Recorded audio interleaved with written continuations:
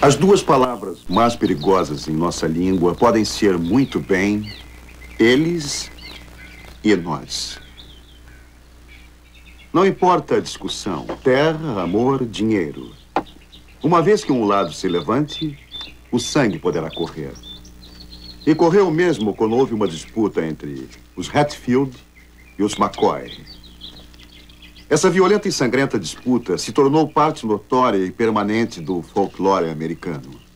A intrigante e verdadeira história dos Hatfield e dos McCoy será nossa primeira parada em nossa jornada pelo estranho, o bizarro, o inesperado. Cave um cemitério na China para arranjar mais espaço para os mortos. Veja um canguru recém-nascido lutar para chegar à bolsa da mãe. Dance na escada musical e faça o ritmo. Reviva a tragédia de um povo que desapareceu da face da terra. Assista a um funeral na Nova Guiné onde as pessoas de luto perdiam um pedaço de um dedo para mostrar sua dor. Toque os instrumentos que nascem nas árvores. Veja por que uma limusine marca um túmulo em Nova Jersey. Veja a tentativa desesperada de um búfalo recém-nascido para alcançar a mãe. Saiba como o japonês continuou lutando mais de 25 anos após o término da Segunda Guerra Mundial. Ouça o músico que aproveita quinquilharias como instrumentos. O estranho, o bizarro, o inesperado. São os assuntos em que um homem chamado Robert L. Ripley nos desafia em... Acredite se quiser.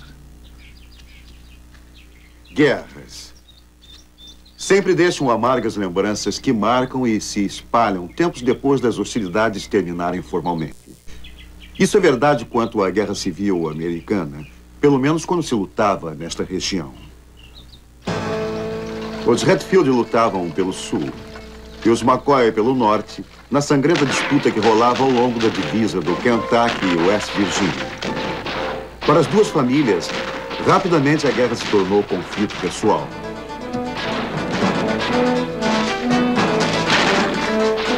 Com o tempo, a guerra acabou, mas o ódio continuava. Diz a história que o problema foi por causa de um porco. As pessoas aqui costumavam deixá-los à solta por estes matos. E foi isso o que levou à luta, pois o McCoy acusou o Hatfield de ter pegado um animal que não era dele. O porco não é seu, é meu. Bem, a briga foi para o tribunal. Hatfield acabou ficando com o porco, mas a disputa continuava. Logo, um homem morria.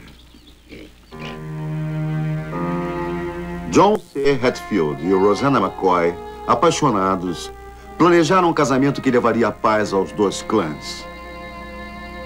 Mas o chefe dos Hatfield, Davey Ent, se recusou a deixar que o sangue da família se misturasse ao sangue do inimigo.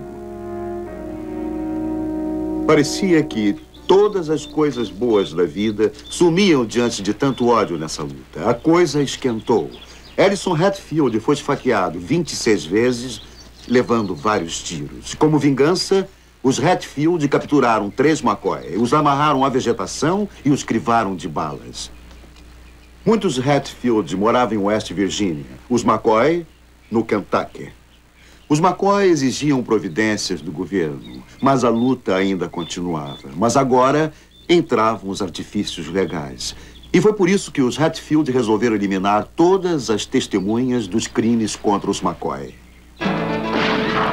Na noite de 1º de janeiro de 1888, um grupo de ataque dos Hatfield cercou e atacou a fazenda dos McCoy.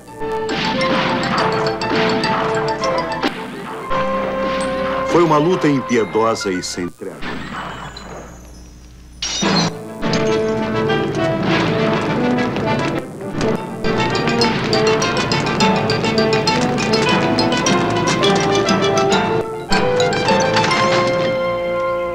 Pela manhã, mais 2 McCoy estavam mortos, irmão e irmã. Não se pouparam as mulheres nesta luta. Os McCoy renovaram o pedido de providência junto ao governador de Kentucky. Ele agiu. Passou para a história verdadeira mandando patrulhas para West Virginia. Uma luta pesada se seguiu e o número de mortos aumentou. Eventualmente, os patrulheiros capturaram e voltaram com 9 da família Hatfield. 8 dos Hatfield foram condenados à prisão. 1 foi enforcado. Isto sossegou as partes, mas só por uns tempos. A luta explodiu diversas vezes. As mortes continuavam a acontecer atravessando o século. Finalmente, em 1º de maio de 1976, a paz no Vale foi declarada formalmente. O fim da famosa disputa chegou quando Willie Hatfield e Jim McCoy deram as mãos selando sua amizade. A luta terminou, mas os fatos terríveis permanecem. Morte, sofrimento, e tudo inutilmente. Nunca houve mesmo motivo palpável. A luta sangrenta entre os Hatfield e McCoy parece ter surgido quase que inteiramente daquela coisa perversa dentro das pessoas. Em todos nós, aquilo às vezes nos faz odiar, tomar uma decisão e dizer: são eles ou nós? Acredite, se quiser.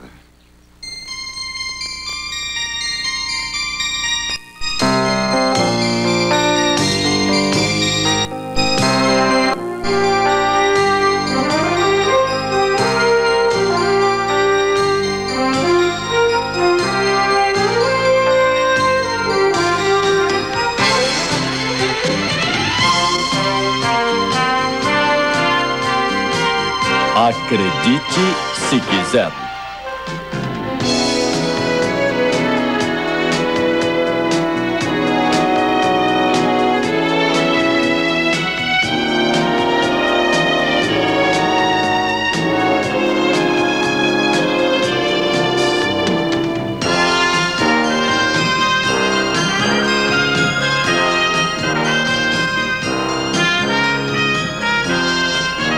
Distribuição Columbia Pictures Television. Versão brasileira, Herbert Richards. Aqui no litoral do Pacífico, perto de San Rafael, Califórnia, há uma fascinante cidade de pescadores abandonada chamada China Camp. É testemunha de um estranho e quase desconhecido episódio da história. Em 1870, emigrantes chineses que participaram da Corrida do Ouro e construíram a ferrovia transcontinental vieram para cá começar a vida nova como pescadores de camarão. Aí o Estado aprovou uma lei proibindo as tradicionais redes chinesas usadas na pesca do camarão. Essa lei restritiva logo forçou os habitantes a se mudarem. Começaram em novo comércio perto de São Francisco, onde logo prosperaram. Os dias gloriosos de China Camp se tornaram lembranças para todos, menos para um homem, o único e último habitante da cidade. Hoje, Frank Kwan ainda pesca camarões, tanto quanto os chineses pescadores o faziam há pouco mais de 100 anos. Embora o camarão já não seja tão abundante na Baía de São Pablo e ele só pegue uns 30 quilos diariamente, Kwan não planeja ir embora daqui. A pesca do camarão se tornou a sua vida e China Camp o seu lar. Frank sobrevive como um elo vivo com o passado e a própria China Camp é conservada como parque estadual. Aqui e através do mundo, os últimos sobreviventes de épocas passadas proporcionam preciosos exemplos de modos de vida que desaparecem. Entre as colinas suaves, perto de Canterbury, New Hampshire, fica uma das mais incomuns cidades fantasmas da América. Outrora populosa e agitada, é hoje um museu dedicado a um povo em rápida extinção chamado Shakers. Uma dessas últimas pessoas é Gertrude Sue. Com 89 anos, já se acostumou a ser chamada de estranho ser vivo. As pessoas nos acham estranhos e sempre pensaram assim, porque não nos conhecem e porque também nunca conviveram conosco em nossa comunidade. Mas nós não somos estranhos, é só um modo de viver. Trabalhadores austeros, generosos, puritanos, extraviados, todos estes adjetivos foram aplicados ao povo a que nos referimos em Canterbury. Os Shakers são famosos pelos elegantes, mais simples móveis que fabricam e pela surpreendente maneira de adorar a Deus. Chamavam-se Shakers quando há 200 anos se separaram dos Quakers para formar seu novo grupo religioso. Eles eram literalmente dedicados a Deus.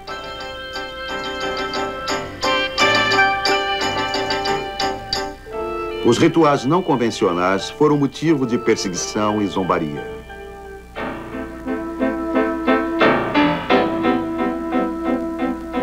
Eles viviam em aldeias comunitárias, mas nas orações ou qualquer outra atividade, homens e mulheres permaneciam separados. Eram celibatários de todo. Namorar, casar e ter filhos era proibido. Trabalhadores e ingênuos, os Shakers prosperaram. Em 1850, uns 6.000 viviam nas 19 comunidades americanas.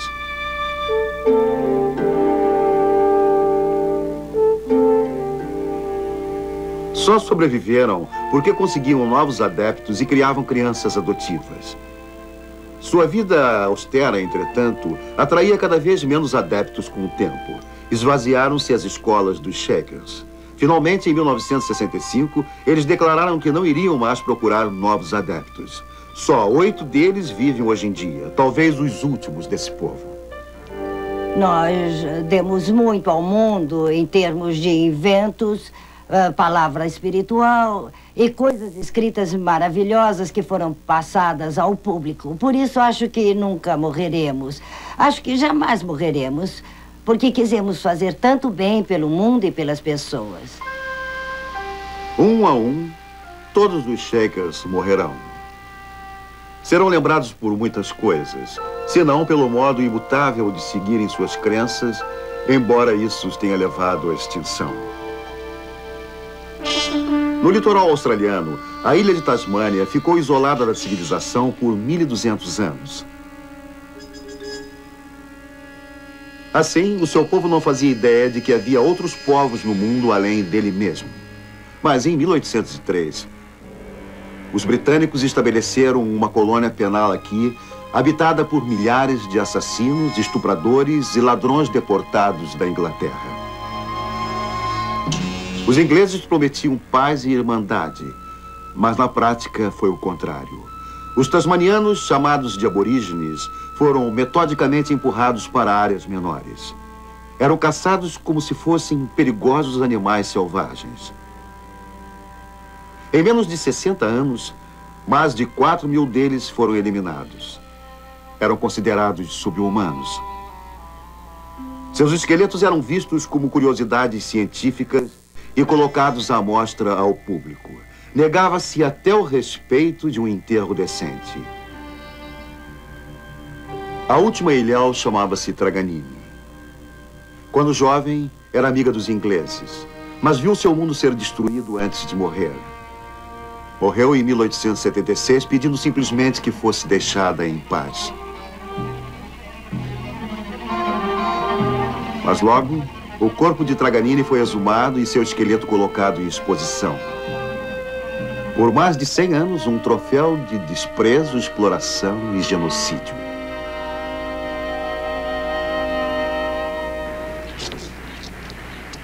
Finalmente, em 1974, por ato do Parlamento da Tasmânia, Truganini foi descansar numa cerimônia de pompa e remorso.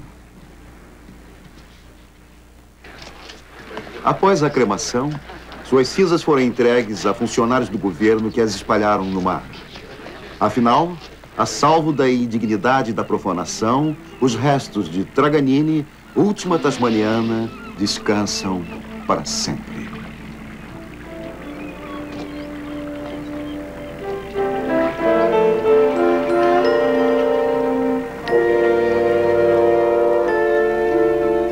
A ilha de Guam, no Pacífico Sul, ocupada pelos japoneses na Segunda Guerra Mundial, tornara-se um paraíso de férias para os turistas japoneses 30 anos depois. Mas em setembro de 1972, um fato estranho iria despertar desagradáveis lembranças da guerra. Capturado Capturado numa região remota. Este velho esquadro japonês dizia ser um soldado que não tivera conhecimento da guerra. Ficar escondido nas selvas de Guam por 28 anos. Seu nome dizia era Shuichi Okori. Quando criança, ele explicou, todos zombavam dele e cresceu se sentindo inferior. Impôs a si mesmo distinguir-se de qualquer maneira. Os registros oficiais dos soldados americanos sobre os japoneses na ilha o davam como morto em combate. Ele tinha, na verdade, fugido para a selva. Ele iria obedecer sua última ordem e desejo do imperador. Jamais se render. A verdade da história fantástica dele ficou estabelecida pelo seu esconderijo subterrâneo. Um Robinson Crusoe moderno que sobreviveu aqui graças a uma dieta de frutas, castanhas, lesmas, sapos e ratos.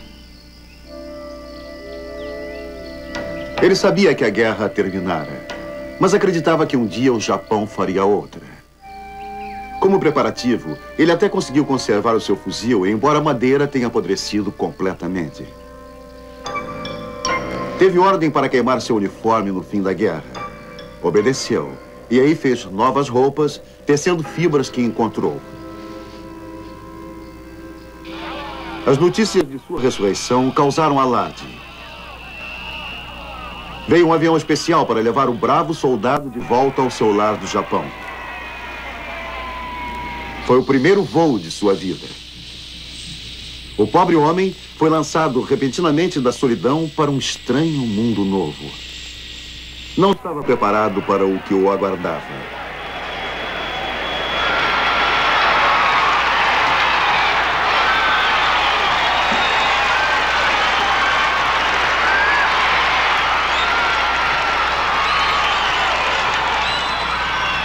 Ele tinha conseguido o que ambicionara na infância.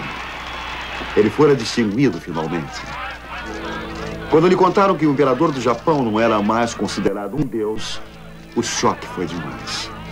Caiu em choro, confuso e amargo.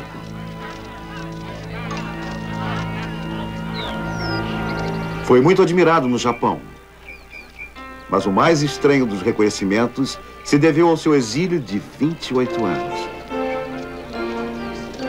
Como tributo à sua longa permanência em Guam, foi-lhe conferido o status de residente estrangeiro dos Estados Unidos da América. Acredite, se quiser. Na região de Tanadei, no deserto do Saara, uma árvore é a única vegetação em 1000 quilômetros. Acredite, se quiser. Aqui na Faculdade de Mills, Califórnia, o som da música pode adquirir formas surpreendentes.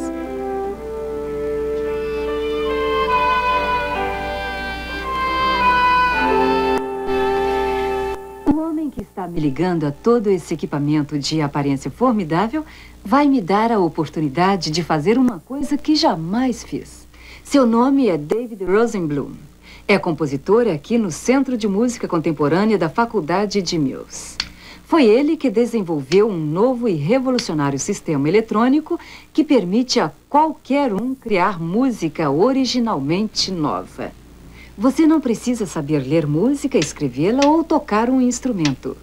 O equipamento de David Rosenblum faz músicas com as suas ondas cerebrais.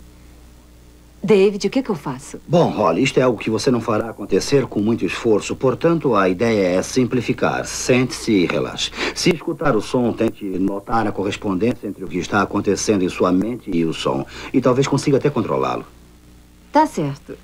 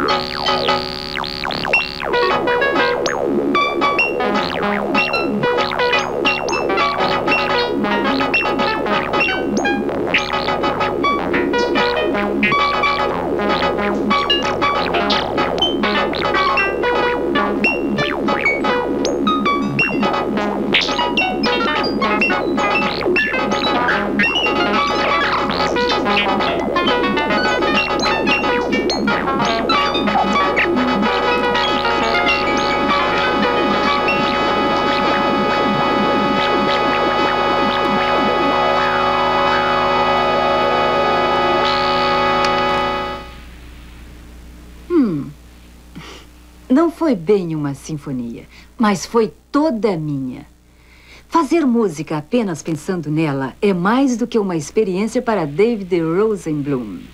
É uma pesquisa científica séria sobre o modo de percebermos e reagirmos ao mundo à nossa volta. E talvez mais importante ainda, ao mundo dentro de nós.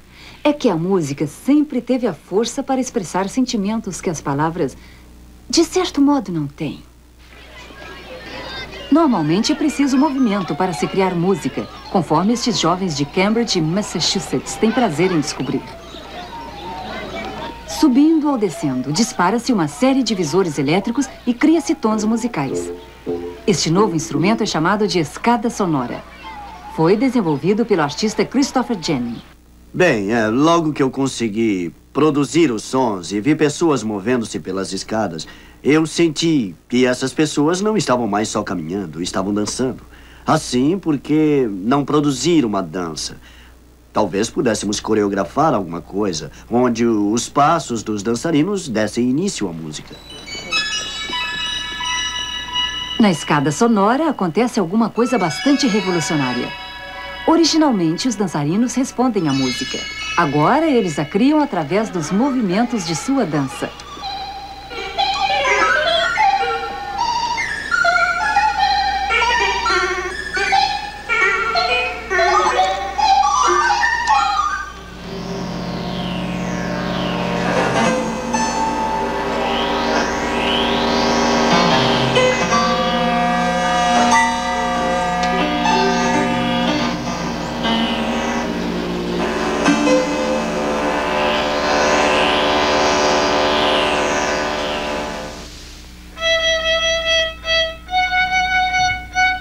Dominar um instrumento musical é considerado brincadeira de criança pelos professores do método Suzuki no Japão. As crianças se iniciam aos 3 anos, tocando de ouvido em violinos pequenos.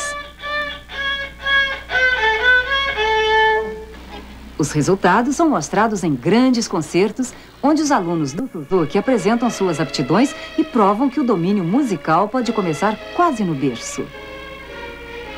Dos cerca de 1000 alunos que tocam aqui, mais de 900 têm menos de 12 anos.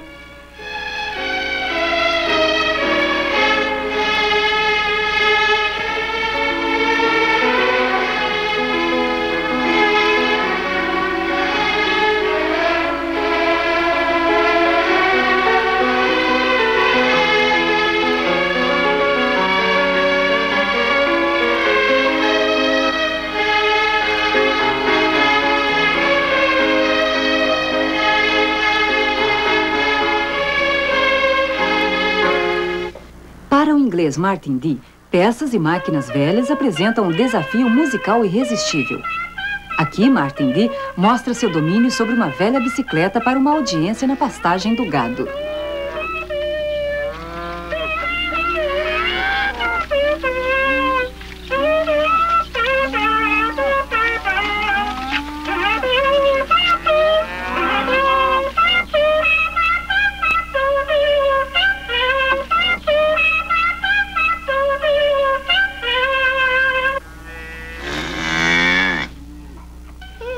Embora também toque trompa e acordeon, Dee pode tirar uma melodia de quase qualquer coisa.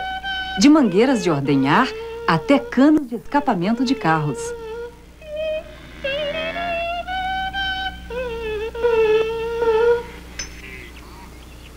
Atenção. Ele diz que seus animais gostam dos concertos que ele dá. Para ter certeza de que nenhum ficará privado desse prazer, ele com frequência sai caminhando, espalhando alegria até os cantos mais distantes dos 200 acres da propriedade.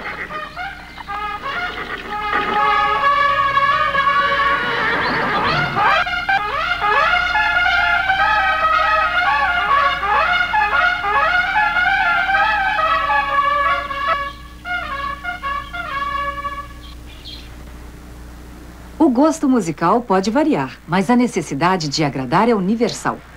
Nas Filipinas, o violinista Levi Solario foi forçado a desenvolver um talento todo especial durante a Segunda Guerra Mundial. Sem um instrumento para tocar, começou a experimentar com materiais já à mão produzidos pela natureza.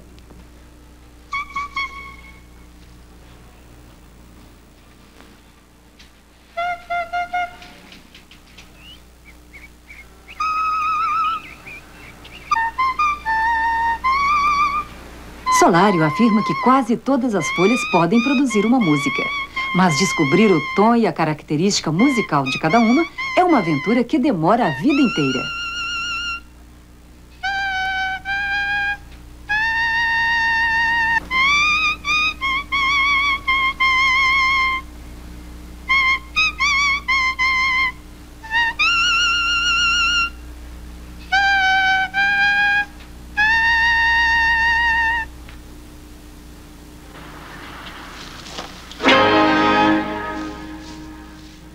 Acredite, se quiser. Todos os álbuns musicais gravados pelos Beatles venderam mais de 1 milhão de cópias. Acredite, se quiser. Queen of Angels, Centro Médico de Los Angeles, Califórnia. É um daqueles lugares onde poucas pessoas desejam ficar. Só quando estão doentes. O hospital. Um mundo quieto e esterilizado, sempre associado à dor e ao sofrimento. Isso nem sempre é verdade. Também é um lugar feliz. Especialmente para os pais de um bebê que acaba de chegar ao mundo. Bebês. Todos nós já fomos bebês. E conforme crescemos, às vezes esquecemos o quanto éramos frágeis. Tão dependentes, tão vulneráveis, literalmente indefesos. Assim, o fato é que se não fôssemos cuidados, limpos, alimentados, vestidos, amados e nutridos, nunca iríamos sobreviver. Nós crescemos e envelhecemos, aprendendo a arte de sobrevivência através de um longo período de tempo. É um luxo exclusivamente nosso. No mundo animal, poucos deles têm um jeito tão incomum e difícil de nascer quanto o do canguru.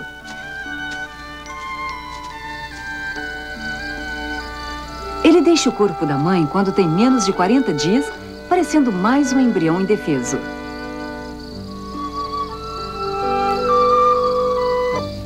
O filhote tem menos de 3 centímetros.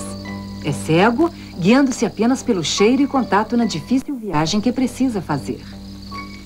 Começa a sua jornada para cima, ao longo da barriga da mãe, procurando instintivamente sua bolsa. A mãe não pode ajudar. Se ele escorregar ou cair, morrerá.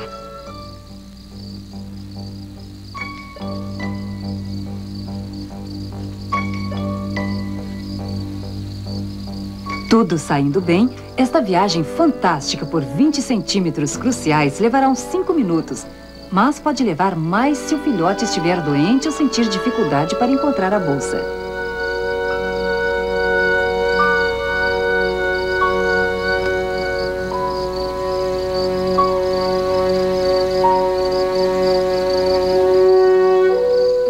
Já dentro da bolsa, o filhote começa um novo e dramático estágio de crescimento sugando o leite da mãe. Aumentará de peso 5.000 vezes antes de deixar a bolsa. Gradualmente começa a tomar forma adulta. Durante pelo menos 8 meses, o filhote aprecia o conforto, a segurança e a alimentação que encontra na aquecida bolsa da mãe. Provavelmente vale o esforço despendido para chegar lá. Se o perigo ameaça, mãe e filho sabem escapar juntos e depressa.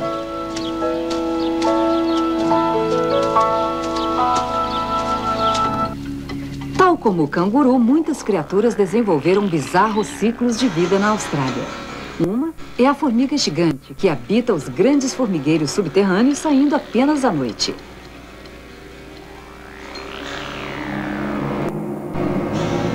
Todas as formigas se originam de uma única rainha. Ela se acasala uma só vez e armazena bastante esperma no corpo para fertilizar todos os ovos que porá a vida inteira, que é de uns 15 anos. Com as pinças, elas colocam os ovos frágeis do tamanho de um grão de açúcar. As operárias imediatamente assumem o cuidado desses ovos. Trabalharão quase um ano antes que as novas formas de formiga se desenvolvam. Os ovos se tornam larvas em 2 semanas e têm só um instinto: uma fome insaciável cada vez maior. Em reação estranha, as operárias agora põem ovos que são estéreis. Servem apenas como alimento a ser consumido pelas larvas. Este banquete fora do comum é, na verdade, um método eficiente das operárias alimentarem suas cargas. Alimentando-se exclusivamente de ovos da própria espécie, as larvas crescem depressa. As larvas também precisam de outro alimento. Por isso, as operárias as arrastam de alimento em alimento, permitindo que devorem outros insetos, como esta centopeia que caçaram e mataram.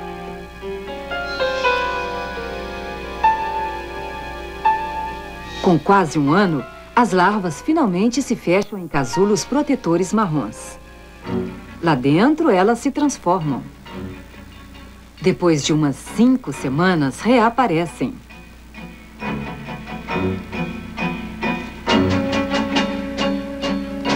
Formigas, finalmente. Uma nova formiga existe. A vida no formigueiro é renovada, mas quando a rainha, mãe de todas, morre, termina esse ciclo surpreendente. Todo formigueiro logo desaparecerá com ela.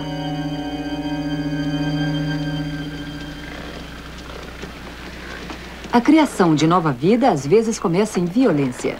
Todo ano, no oeste americano, um bisão luta com o outro para determinar qual dos dois vai cruzar. É uma luta selvagem, mas raramente fatal.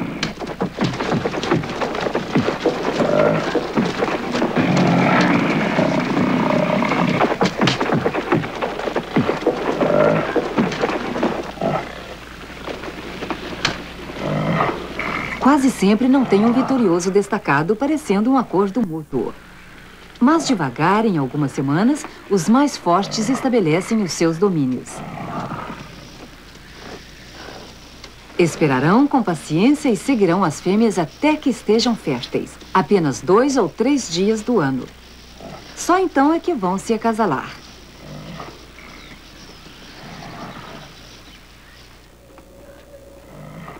As fêmeas ficam prenhes durante todo o inverno. Com a chegada da primavera, com calor e comida abundante, é a época de nascimento do filhote.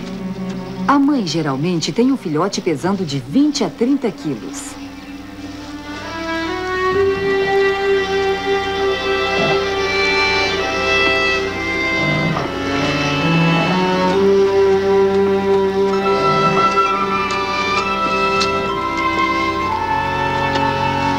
Logo ele nasce, o pequeno bisão enfrenta um teste que pode ser de vida ou morte. Deve se levantar e andar quase que imediatamente. Do contrário, sua mãe poderá abandoná-lo, já que o instinto a força a ficar junto da manada em movimento.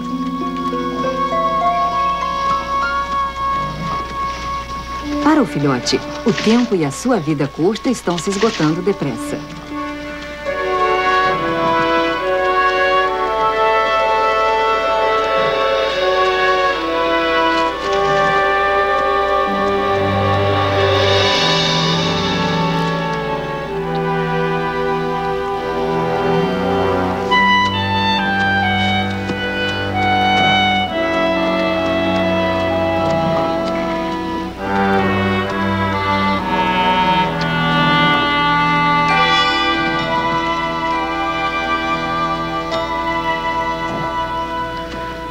Ele vai viver e já poderá correr quase tanto quanto um adulto dentro de um dia ou 2.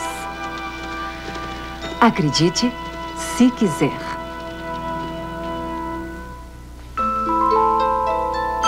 Na Índia, maridos e esposas que desejam ter filhos cochicham esse pedido na orelha da vaca sagrada. Acredite, se quiser. Um pequeno cemitério de aparência bastante comum no centro de Kansas contém uma sepultura diferente de todas. É tão única quanto o homem que a inventou. John Milburn Davis era o seu nome. Um rude fazendeiro do Kansas com propensão a fazer dinheiro, mas não muito querido pelos vizinhos. Só havia uma pessoa com quem ele se dava bem. Sua amada esposa, Sarah. Ela o confortava e o compreendia. Foram felizes durante 50 anos, até que Sarah morreu. John a sepultou aqui, nos arredores de Hiawatha, Kansas, e começou a construir uma exclusiva celebração de suas vidas juntos e de seu amor. Achou uma velha fotografia sua e de Sarah e a mandou para um escultor na Itália. O trabalho das estátuas em fino mármore de Carrara o agradou tanto que começou a mandar mais fotografias e a comprar mais estátuas. As belas lembranças foram dadas formas concretas. Um total de 11 estátuas de John e Sarah refletem as circunstâncias modificadoras de suas vidas. Um ano, John ficara sem barba devido a um incêndio na floresta. Mas ela cresceu. Em outro acidente, ele perdeu esta mão. Nem todas as estátuas são de John e Sarah. Ele sentia a falta dela e deixou sua cadeira vazia ao seu lado. Um formidável e comovente memorial. Por causa dele, entretanto, John virou alvo de severas críticas e até de ódio. Ele estava gastando demais. Por que não com algo em benefício da comunidade? Mas John continuou fazendo tudo ao seu modo até sua morte em 26 de abril de 1947. John Milburn Davis morreu pobre. Tudo que tinha, gastara com as estátuas. A vida e a morte estão repletas de ironias. Todo ano, milhares de pessoas vêm ver as estátuas. Pessoas que jamais teriam que vir a este fim de mundo no Kansas. Pernoitam na cidade, comem nos restaurantes e gastam muito. Milhões de dólares anualmente. John Milburn Davis, o rude e velho fazendeiro que amava demais sua esposa e a ninguém mais, provou ser um generoso benfeitor da comunidade, afinal. Na parte central do Kansas, ou nas montanhas da Nova Guiné, a busca da imortalidade toma muitas formas. Entre este povo, a notícia de que um guerreiro morreu pede um triste ritual.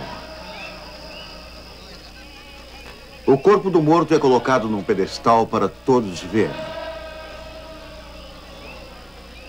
Poucas mulheres têm todos os dedos.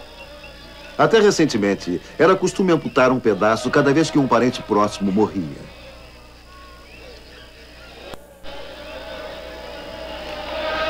Amigos e parentes do morto doam porcos para um banquete ritual. Durante todo o dia, os convidados comerão e mostrarão a sua dor. Quanto mais o fazem, mais serão agradados os espíritos pairando acima do cadáver.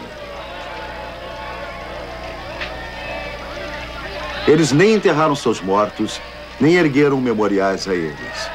Em vez disso, observam um período elaborado e longo de luto cerimonial. No auge deste primeiro dia de funeral, o corpo é queimado até ficarem só as cinzas. Mas os rituais em homenagem ao espírito do guerreiro morto continuarão pelos anos seguintes. Tradições semelhantes surgem nas ruas movimentadas de Hong Kong e em outros centros de cultura chinesa. Num fim de semana da primavera, centenas deixam a cidade em caravanas alegres, mais parecendo piqueniques, para visitar os mortos. Os parentes consideram importante se manterem próximos aos ancestrais mortos. Mas o único local para enterrá-los é nestes cemitérios atravancados fora da cidade. Assim, famílias inteiras fazem piqueniques entre os túmulos. A comida é primeiro oferecida com respeito aos mortos e depois alegremente consumida pelos vivos. As crianças são da maior importância aqui. Acredita-se que através deste contato, os ancestrais que nunca conheceram em vida ainda podem apreciar a sua companhia. As crianças trazem presentes simbólicos que imagina-se que cheguem ao mundo dos espíritos no céu depois de queimados. Comumente, depois de uns 3 anos, os mortos são exumados. Os esqueletos são colocados em potes após serem cuidadosamente limpos e arrumados num padrão ritual.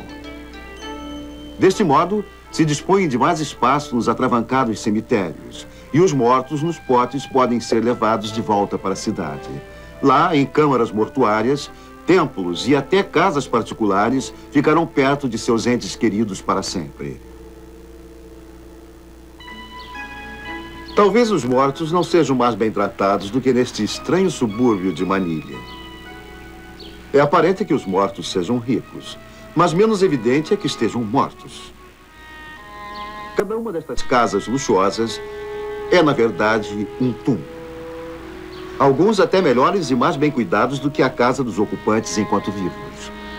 Um túmulo típico pode ser ricamente mobiliado, cercando os ocupantes com todos os luxos. Ar-condicionado, telefone, televisão e chegando a ter 8 cômodos. Eles servem a muitos propósitos. Tem a intenção de pôr os mortos mais à vontade, de impressionar e de servir como símbolos de status por toda a eternidade. Em fins de semana e feriados, os parentes vêm passar a noite aqui, fazendo companhia aos seus antepassados. Sempre deixam uma cadeira vazia à mesa, símbolo da generosidade do anfitrião. Disse que a morte põe fim a tudo, que nada levamos conosco. Mas antes de morrer, com 15 anos, prometeram a Raymond um presente, uma Mercedes Limousine. Isto foi o que Raymond ganhou, esculpida em granito de Vermont. Cada detalhe da réplica de 18 toneladas é igual ao do carro original, mas custou o dobro. Mais de 120 mil dólares na época. Aqui em Linden, Nova Jersey, a limusine de Raymond pode esperar o seu fim durante milhares de anos, porque está claro que foi feita para durar. Este povo da Indonésia construiu uma aldeia inteira para servir de abrigo temporário para hóspedes mortos. Os rituais desses hóspedes são tão elaborados e caros que leva-se anos para consegui-los. Hoje, após 3 anos de preparativos, começa o funeral de uma rainha local quando a casa cerimonial é queimada. Até agora, consideravam que ela estivesse dormindo, não morta.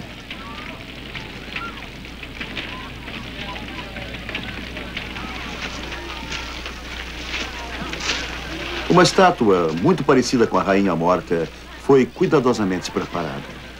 Entalhada em madeira, esta esfinge representa o espírito da rainha em sua jornada final. Um clima de festividade prevalece, enquanto que o corpo no caixão, escoltado pela esfinge, é levado para o estranho cemitério.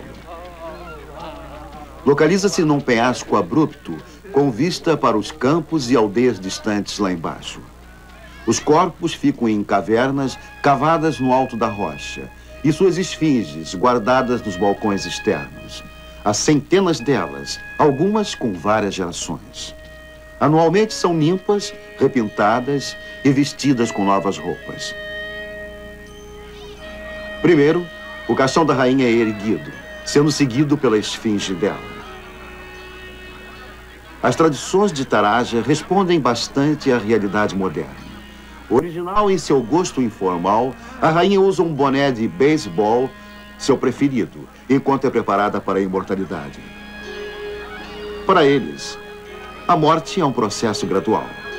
Assim, 3 anos após a sua morte, a rainha Taraja ainda está presente em seu vale. Ela observa com olhos opacos de madeira o mundo que jamais deixará para trás completamente.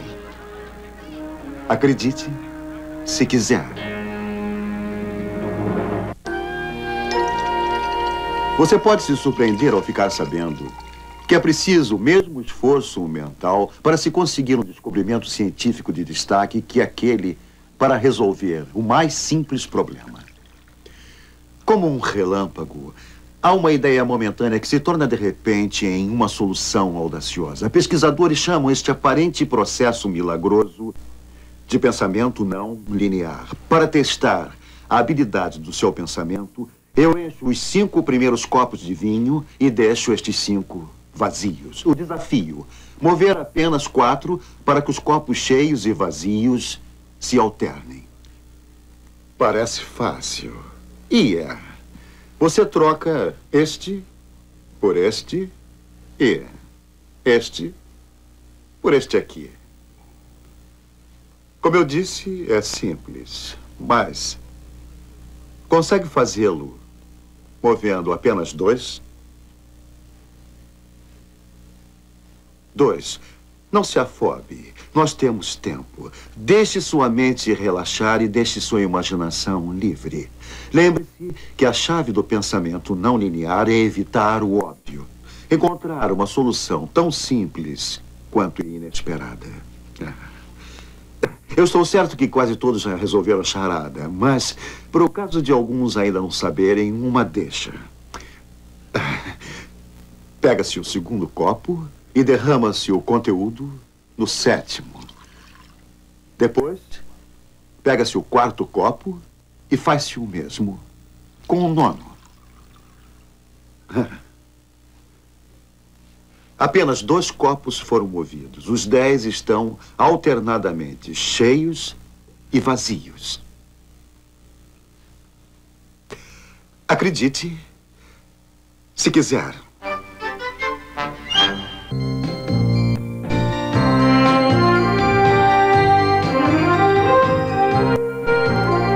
Canal 21 UHF, o canal de São Paulo.